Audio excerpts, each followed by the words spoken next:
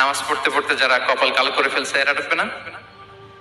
যারা হজ করতে করতে বড় হাজী সাহেব হয়েছে, জিকির করতে করতে হাতে 3-4টা তাসবিহ রেখেছে, তাদের কথা বলা হয়েছে?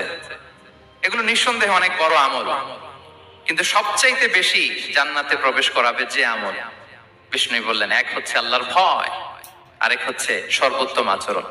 প্রিয় ভাইরা, ইসলামের মেজাজটাকে চিনে নেন, ইসলামের এসেন্সটাকে বুঝে নেন। আমরা ভালো আচরণকে গুরুত্ব দিতে চাই না।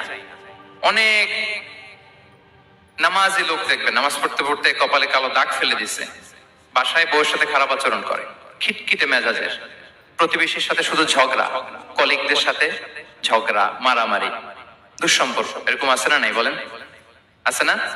কিন্তু নামাজি, অনেক বড় হাজি, একদিনও কোরআন তেলাওয়াত মিস হয় না। তো এত ইবাদত করেও সে ইসলামের আসল এসেন্সটাকে ধরতে পারে নাই।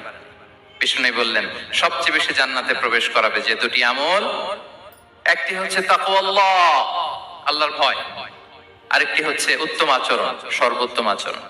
তো আমরা যেন উত্তম আচরণের অধিকারী হই, আমার স্ত্রীর সাথে যেন ভালো আচরণ করি, প্রতিবেশীর সাথে যেন ভালো আচরণ করি, ছেলে মেয়েদের সাথে যেন আমাদের অ্যাটিটিউডটা ভালো থাকে, আচরণটা ভালো